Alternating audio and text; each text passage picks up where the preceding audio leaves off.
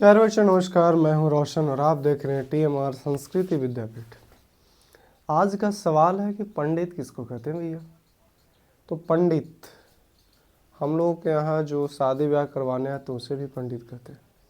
पर वास्तव में क्या वो यही केवल पंडित हैं या और किसी और को बताया गया। तो हमारे नीति श्लोका पाठ में विदुर नीति के अनुसार पहला श्लोक दिया गया था, यश कृत्यम न विघ्नन्ति शीतम उष्णम भयम रति समृद्धिर असमृद्धिर्वा स वै पंडित उच्यते।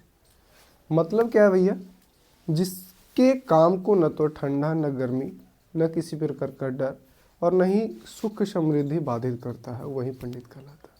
और दूसरा पढ़े थे, तत्वज्ञ सर्वभूतानाम योगज्ञ सर्वकर्मणाम उपायज्ञो मनुष्यानाम नरः पंडित उच्यते।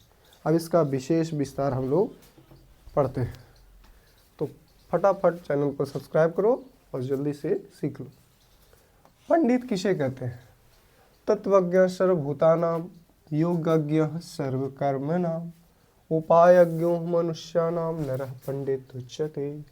मतलब तत्व में होता है रहस्य, जो मनुष्य के सभी प्रकार के है ना, मनुष्य हो या प्राणी हो, जीव जंतु हो, पशु पक्षी हो, सभी के अंदर स्थित जो तत्व है, रहस्य है, उनको जान लेता है।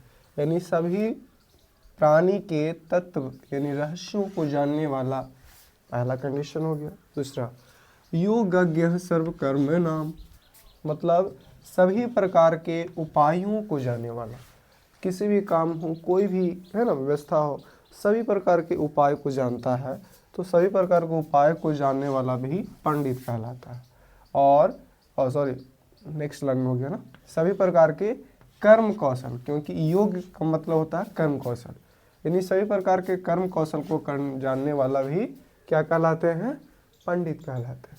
और उसके बाद है भैया उपायज्ञो मनुष्यानाम, मतलब मनुष्य के सभी उपाय को जानने वाला पुरुष, यानी मनुष्य हो, जीव जंतु हो, किसी प्रकार का प्राणी हो, उनके उपाय को जानने वाला भी क्या कहलाता है?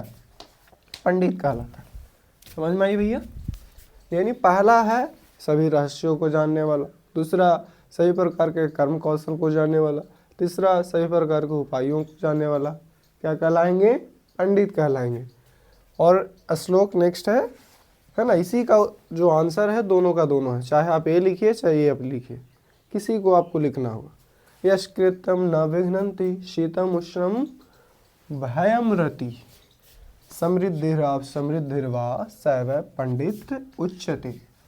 मतलब जिसके काम को न तो शीत न उष्ण न भय न डर किसी प्रकार का, और ना ज़्यादा सुख होने पर चहक उठे और दुख आने पर भावक उठे। मतलब ये है कि कई लोग ऐसे होते हैं कि थोड़ी सी खुशी आए तो खूब खुश हुए और थोड़ा सा दुख हुआ तो खूब रो रहे। समझ में आई? हम लोगों का गाना सुनने करते होंगे, सुख में कटेगी न दुख में कटेगी, जीना तो हर हाल में होगा, है ना? क्लियर है? तो चाहे दुख हो सुख हो, किसी प्रकार का डर जिसको न सताए, न किसी भय, और डर एक ही है ना, न भय लगे, शीत्र यानी ठंडक में भी है ना एक जैसा रहने वाला, यानी इन सभी बाधाओं से किसी प्रकार का बाधा न पहुंचता है, वही मनुष्य पंडित कहलाते हैं। क्लियर है?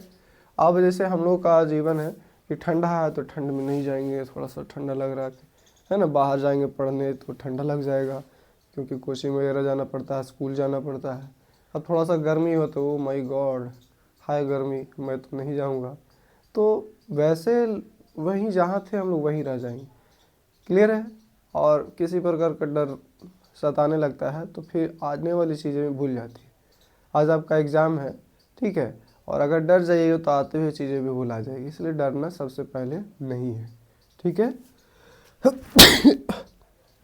चलिए, तो आखिर हम लोग पंडित के बारे में जान लिए, आई समझ में? तो एक बार फिर से श्लोकों का वर्णन कर लेते हैं। पहला है क्या है भैया? तत्वज्ञ सर्वभूतानाम योगज्ञ सर्वकर्मणाम उपायज्ञो मनुष्यानाम नरः पंडित उच्यते। सेकंड है यश कृत्यम न विघ्नन्ति शीतमुष्णम भयमरति समृद्धिरसमृद्धिर्वा सहवै पंडित तुच्यते। ये दोनों का अर्थ है कि आप पंडित बनने के इनके गुण हैं। पहला गुण था जो आप समझ चुके हैं, विशेष जानकारी के लिए फिर से रिवाइज कर लेंगे, ठीक है।